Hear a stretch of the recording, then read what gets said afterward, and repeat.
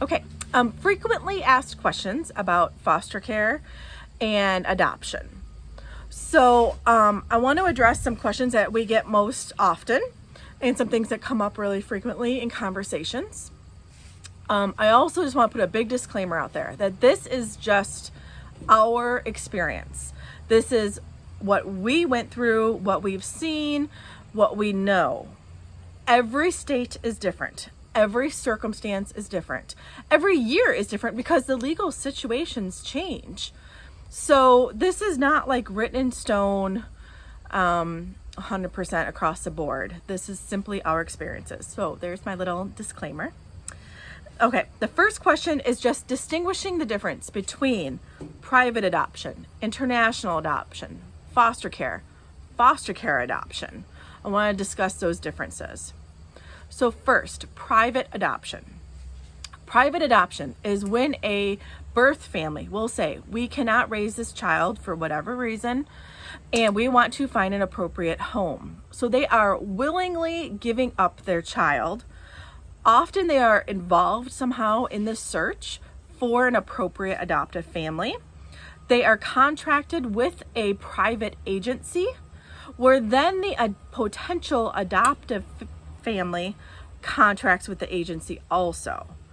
That is where the financials come in. So that's where it can get expensive because adoptive families often will pay that private agency and will pay for the services and possibly even pay for things like hospital stays or whatnot for the biological family. It all depends on the circumstance.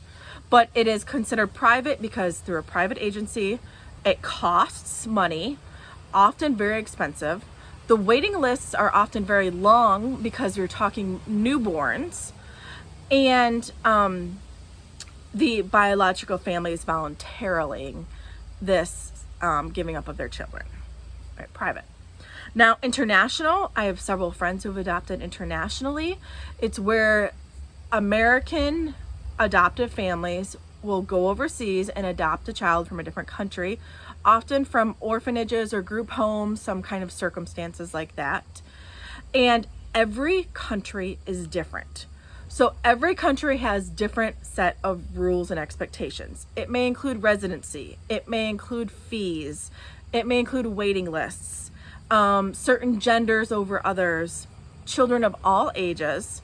And some countries don't even work with Americans, that they have legally blocked Americans from adopting from their country. So there's a lot of research that has to go into that. It is very expensive because not only the fees that you may pay the international company, but all of your lodging, your transportation, your travel, your airfare, all of that is all included in adopting internationally.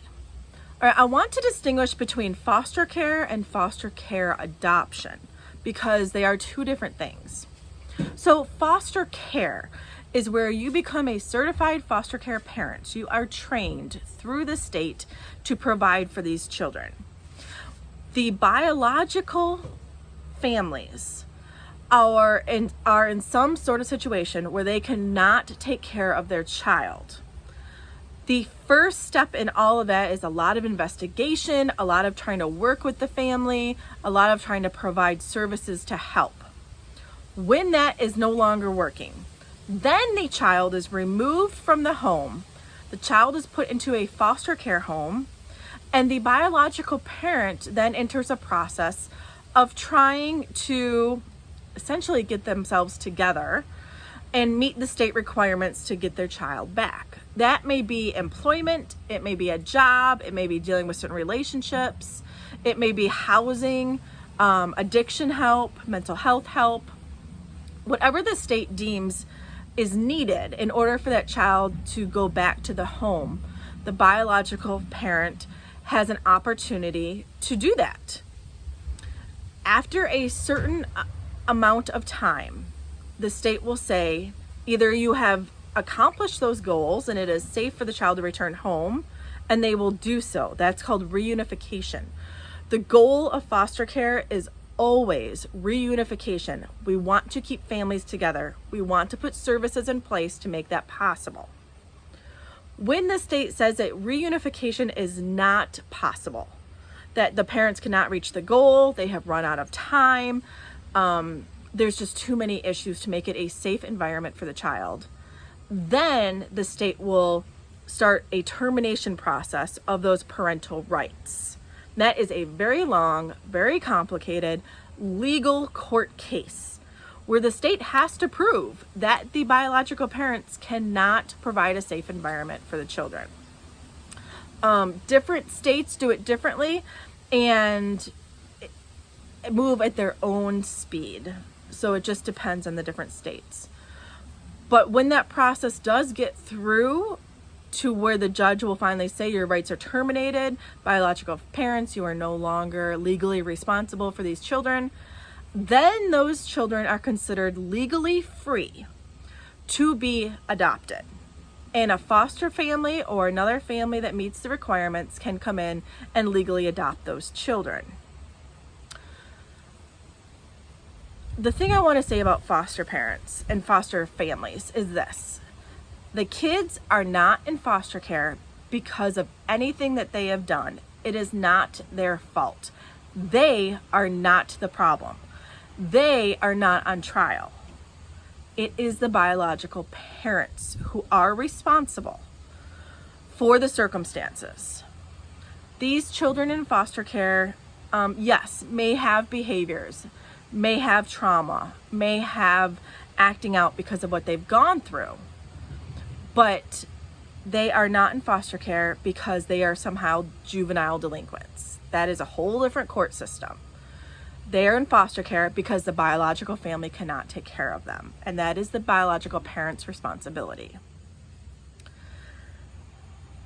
In our circumstance, we have adopted 3 children from foster care, and the circumstances of every single case has been completely different. The time frame has been completely different. Why the kids entered the system to begin with has been completely different. So for example, one of my children, it was because of mental health issues, that the parents had deep mental health issues to where it was a risk, a physical safety risk for the child to be in that home. In another court case, it was because of addiction and problems with the law, where the addiction was so deep that so many warrants for arrest and everything were out there, and that help was not helpful. Help did not work. That the addiction was insurmountable, and so therefore it was not safe for the children to be in that home. One of our court cases went 3 years. One of our court cases went exactly 1 year. It's so different, and from state to state, it is so different. Biological family relationships. Do we have a relationship with the biological family? Every family is different. Every adoptive family is different. As an adoptive family, you always have the right to say no. I want you to know that. You always have the right to say no. So if you do not want a relationship with the biological family, you have the right to say no. Now, please know that based on the state and the circumstances, the state may say, well, then you are not a good match for this child. That is something that may happen, but you can always say no. Just know that it may change the circumstances of that child being with you. With one of our court cases, we do not have a relationship with the biological family. It was not safe. It was not in the best interest of the child at all. We do have a relationship in that circumstance with the siblings, though. The biological siblings and their adoptive families are actually good friends of ours, and we keep in touch and switch pictures and talk throughout the year. So we do have a biological connection. With another one of our court cases, we have a relationship with the biological grandmother. So not the mother, no other family members, but simply the grandmother that we keep in contact with. We send Christmas cards, birthday cards, that kind of thing. In our circumstances, it was not good. It was not in the kids' best interest or healthy for them to have these biological parents in relationship on a daily basis. But I have friends who are adoptive who have very good relationships with the biological families. The parents are grateful that the kids are in the circumstances they are. They are grateful to the adoptive families for the circumstances they are. They are able to have a relationship that is unique and different, but works for them. I will say that I find that to be very rare, but it is possible. Cost of adoption. As I said, private adoption, international adoption, very expensive. Foster care adoption, not expensive, just the opposite actually. So when you are a foster parent, you receive a stipend on a bi-weekly or monthly basis that helps provide for the basic needs of that child. So it is not a lot of money, but it does cover groceries or clothes, some basic things. We know kids are expensive, but it helps. When the child is adopted, the legal fees and the court fees and all of that is covered by the state through the foster care system. So we did not pay a dime to adopt our children. Post-adoption, you can apply for that stipend to continue based on needs. So one of our court cases, we do not receive a stipend because the child does not have a need and we're financially capable. And in the other court case, we do still provide because that child needs extra services and extra help. And so that little bit of financial goes right towards that. I will also say that if a biological parent has Social Security or disability or anything like that, even post-adoption, you may possibly be able to apply to receive a portion of that biological parent's funds. So we do have a college fund set up that is based on the biological parent's disability fund. Time frame for adoption. Like I said, every state is different, every court case is different. So with Ryan, we brought him home when he was 24 hours old.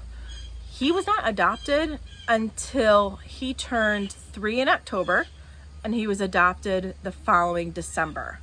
So he was 3 years and 2 months old by the time we finally adopted him. He had a very long, very dramatic, very drawn out court case. Now with the girls, it was very much the opposite. By the time they moved in, their court case was almost done.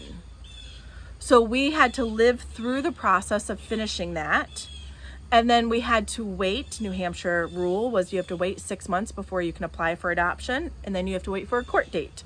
So they were adopted exactly 1 year after they moved in with us. So theirs went very quick, 1 year versus Ryan's, which was more than 3 years.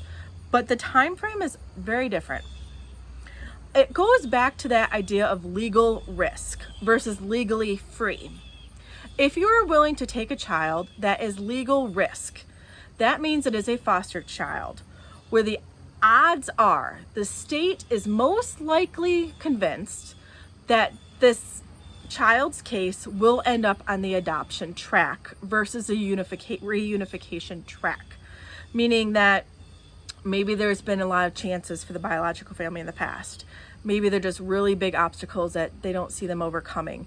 Maybe the biological parent isn't trying to overcome the obstacles. So the state can say, we think that this child will end up on the adoption track.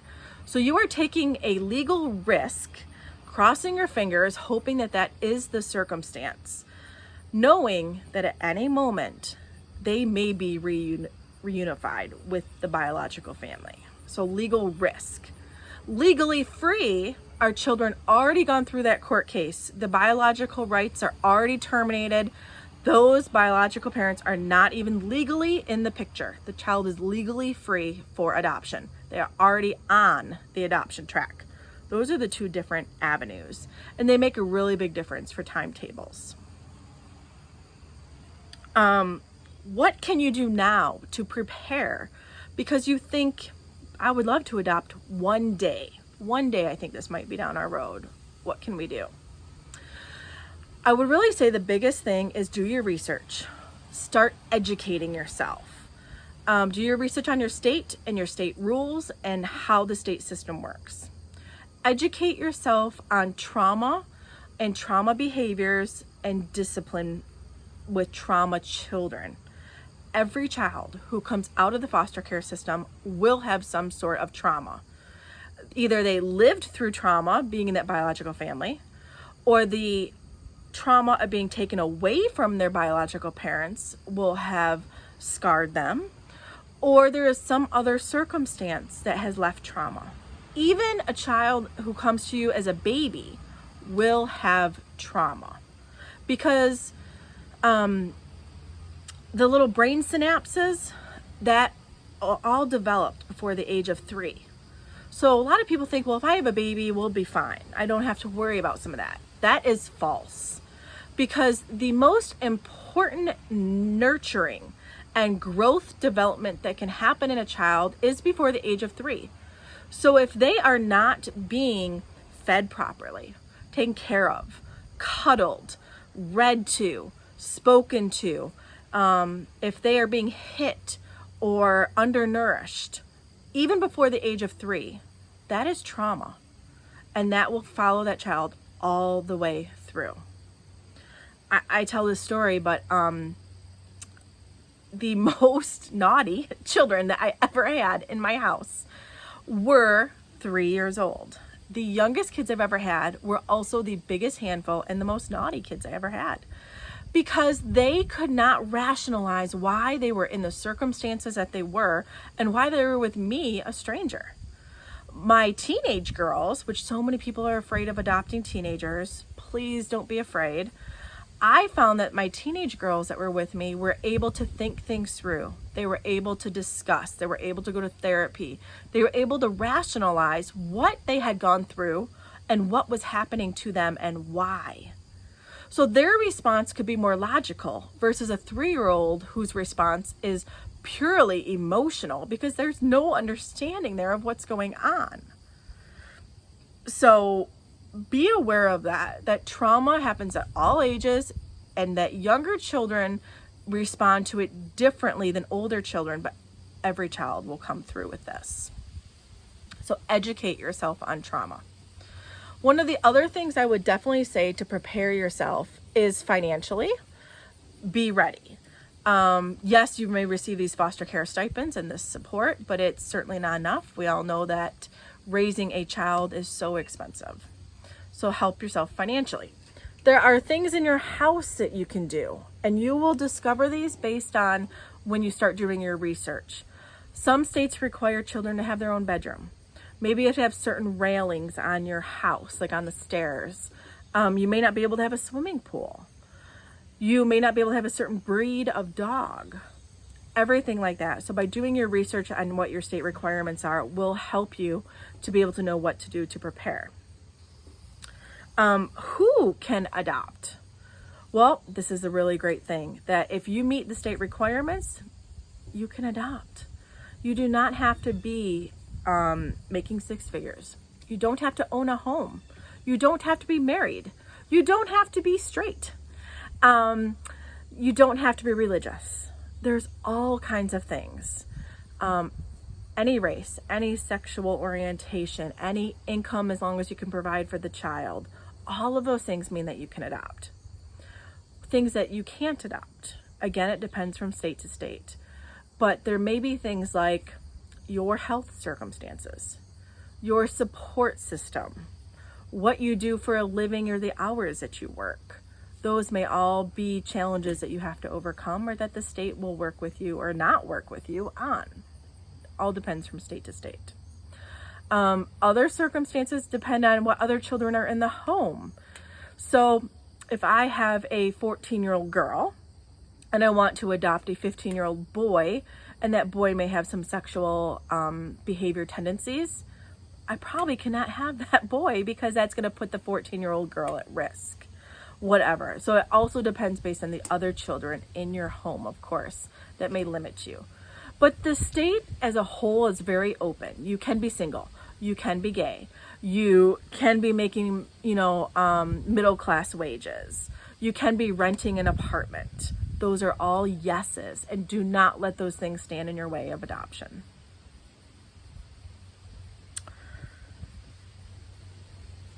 What about your biological family? So I want to talk about your biological kids. Maybe you already have children and you are thinking, how is this going to affect my biological children? And can I adopt if I already have biological children? The answer is yes, you absolutely can. And like I said previously, it's just going to be a matter of, do the kids match up well? Because they're now going to be one big family. If you are worried about the effect that this will have on your biological family or on your biological kids, I want to say this. That effect is up to you.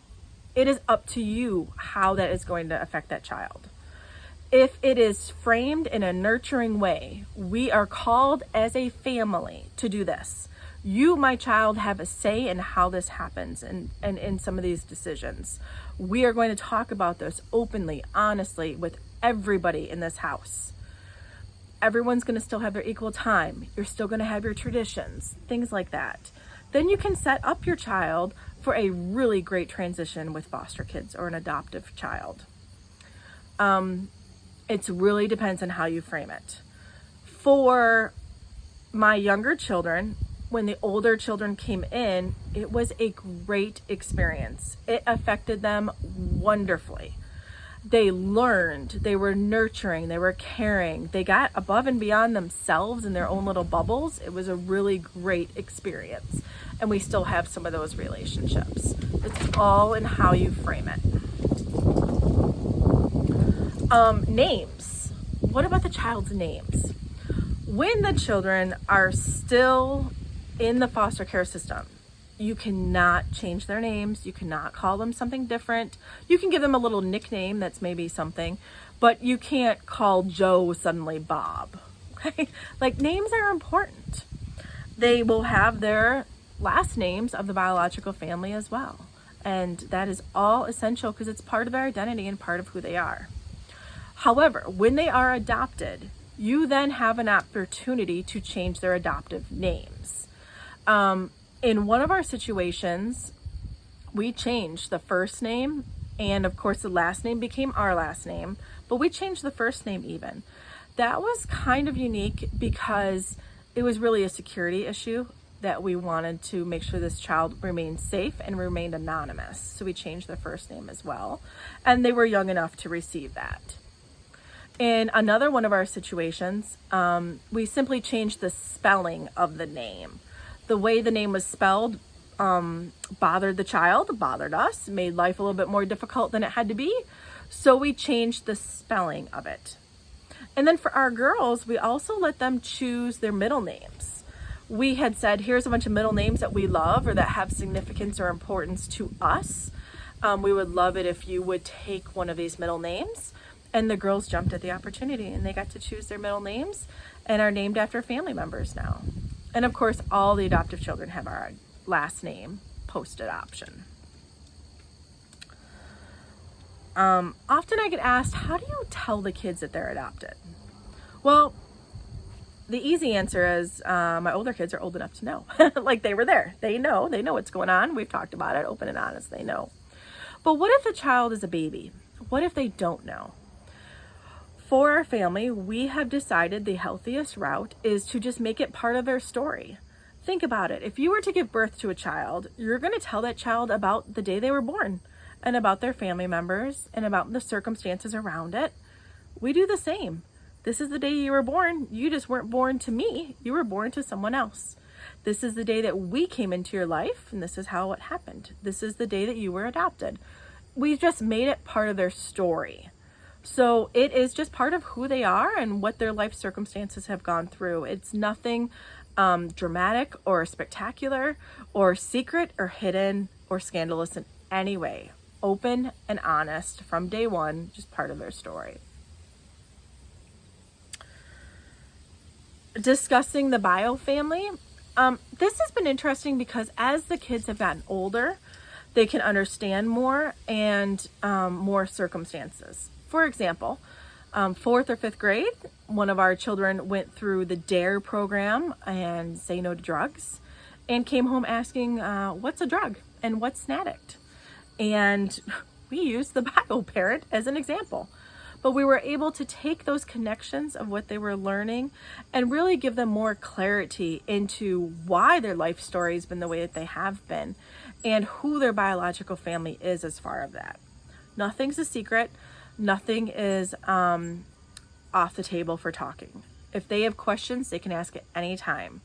How we answer those questions may depend on the age and the maturity and the circumstances and what they can handle at that time, but we are very open and honest with our children. I did speak already a little bit about babies versus older children. I know so many people think I want to adopt a baby, and oh, you're really lucky you got to adopt a baby. And yes, yeah, I was. I didn't think I'd ever be able to raise a baby. I didn't think that was something in my life. But raising a foster baby is totally different than raising an older child. As I've said, they all have trauma. It all affects differently. Even a newborn has trauma issues. So just be really realistic about that.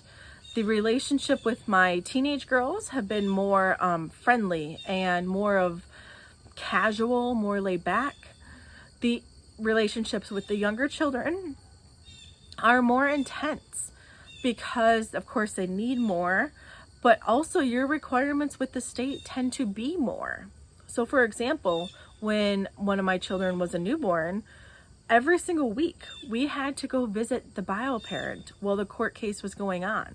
So my job became 10 times harder, having to go to all the visits, all the requirements, all the doctor's appointments, all of that required by the state, above and beyond what I would have had to do for, say, my 12-year-old. Well, what if you don't want to adopt an older child? Do you have a say? Okay, so again, foster families, you always have a say. You have the power in these situations. Now, it may play out and change the situation a certain way, so be aware of that. But if you want a certain gender, you want a certain age, you want a certain race, you have the right to say that. I want a 9-year-old girl who is Caucasian. Great. Now, you may be waiting a very long time for that because it is such a narrow expectation that you have now put on the social worker to provide. If you are very open, then you will have your house overflowing with children. But you do have the right to say yes or no. The other thing that you have the right to say is what behaviors you can or cannot accept. For example, we personally said we cannot do sexual acting out behaviors. So if a child is acted out sexually, that is not something that we are willing to really take on.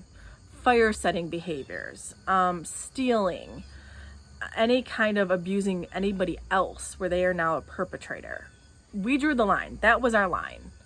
But things we could handle: lying, swearing, dressing a certain way, attitudes, things like that. We said we can manage that and we can work our way through that. So you have a right to also say what behaviors your family is willing to accept and not willing to accept. The more stipulations you put on it, the longer you will wait. But you have to do what is right for your family. I want to touch base on the race issue. So, especially in today's world, race is an issue. It is a concern. Yes, there are a lot of white foster families raising Black or minority colored children, okay, people of color. And the really great thing is that the state is very aware of these differences and provides lots of trainings. Everything from cultural trainings to how to do hair trainings, okay? So there's lots of opportunities to be trained and educate yourself on that. It's also reasonable to say, I want a child of the same race as myself. You need to really look at your support system, your community, your neighborhood.